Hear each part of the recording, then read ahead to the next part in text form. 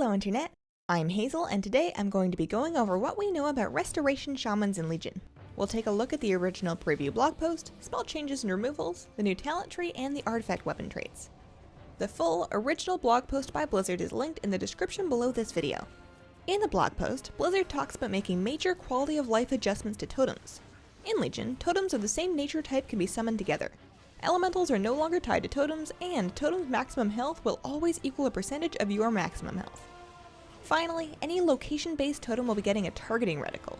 For Resto Shaman specifically, they want to keep the current feel of the spec while focusing it a bit more on targeted healing and sprucing up the talent tree.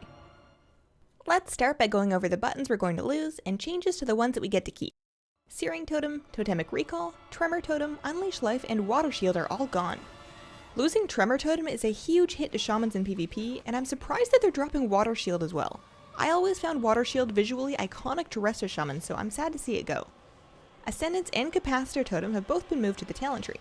Capacitor Totem's getting a rename, but it's still there and it still works the same. Earth Shield and Grounding Totem are both moving to the PvP talent tree, which means they're unavailable in PvE. My cat is going to be seriously disappointed at the lack of spinning shields. She likes sitting on my desk and watching them. Earth Elemental, Fire Elemental, and Frost Shock are for Elemental Shamans only. Earthbind Totem is gone, but you can still pick up Earth Grab on the talent tree. The improved Reincarnation perk is done for. There's an artifact trait that you'll see later that might make you feel better.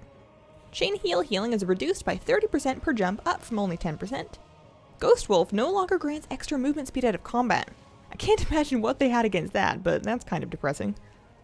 Flame Shock lasts 15 seconds down from 30 and should do a good bit more damage. In that same vein, Chain Lightning will do double its previous damage, and the Lava Surge passive is now in effect for Resto Shamans. They want you to be able to do enough damage to get by while leveling without switching specs. Finally, Astral Shift is now baseline. Can't argue with that. The talent tree is seeing significantly more change than the baseline skills, and quite a few talents didn't make the cut. Nature's Guardian, Stone Bulwark Totem, Frozen Power, Call of the Elements, Totemic Persistence, Totemic Projection, Elemental Mastery, Ancestral Swiftness, Conductivity, Unleashed Fury, Primal Elementalist, Elemental Blast, and Storm Elemental Totem are all done for. Next, let's go over the talent tree that we'll have access to in Legion. At level 15, you pick from Undulation, Rushing Streams, and Torrent. Undulation causes every third healing wave to heal for an additional 75%.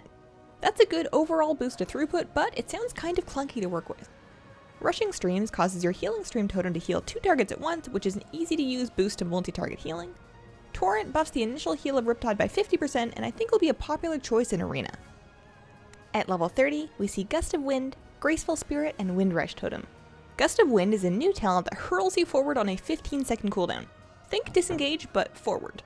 Graceful Spirit reduces the cooldown of Spirit Walker's Grace from 2 minutes to 1 minute, and gives you 20% extra movement speed while it's active.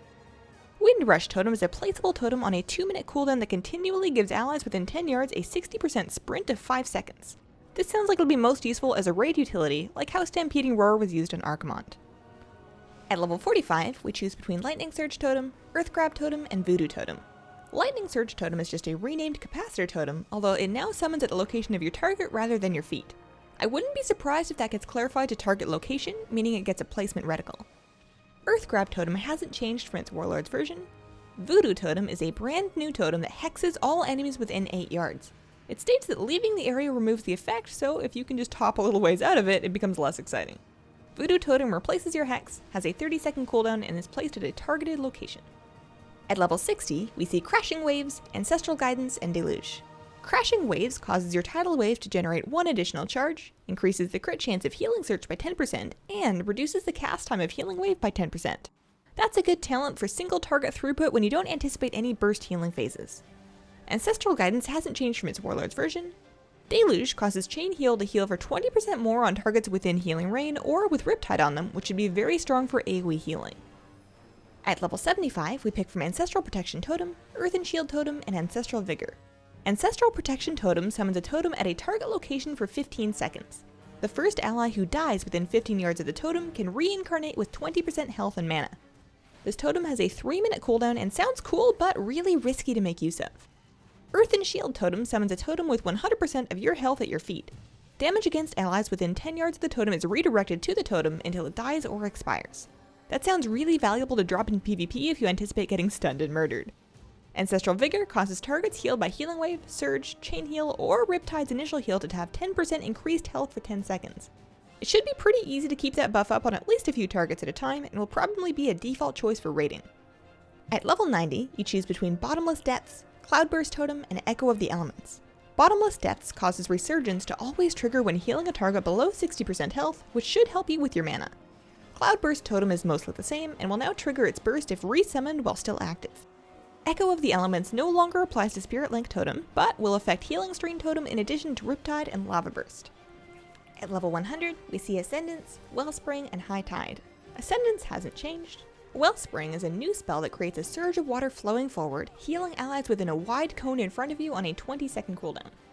High Tide causes Chain Heal to bounce to one extra target and reduces the fall off of each bounce by half. Which talent you take will be dependent on the raid's positioning in a given fight. For an artifact weapon, Resto Shamans will seek out Sharastal, Scepter of Tides. It previously held the name of Caduceus of Ashara, which was presumably changed because who could pronounce that? For an equip effect, your healing spells have a chance to trigger Power of the Waves. Power of Waves travels from you to an injured ally over 3 seconds. When triggered, it pops to grant healing to all allies within 15 yards. Other allies may touch Ashara's boon to activate this effect. Without seeing this in play, I'm honestly not super clear about what the Ashara's boon is all about. I guess we'll find out. The following traits will be unlocked as you gain artifact power in Legion and are subject to change as development continues. Gift of the Queen consumes your healing rain to give all allies within its area a big heal. The heal amount isn't related to the remaining duration, so presumably you want to press that right before your healing rain expires. Tidal Chains increases the effect of your tidal waves by 30%. Pull of the Sea increases the healing and hot healing of Riptide by 10%. It also buffs the damage of your shock spells by 60%, which is huge. Empowered Droplets increases the crit chance of healing rain by 10%. Tidal Pools gives your Riptide a chance to leave a tidal totem under the target, which heals until cancelled. Lord of Storms increases the healing of Healing Wave and Surge by 10%, and buffs your Lightning Bolt damage by 10%. Tidal Feedback increases your Lightning Bolt damage by an additional 50% and causes successful wind shears to fire a lightning bolt at the target. That actually sounds so cool for PvP.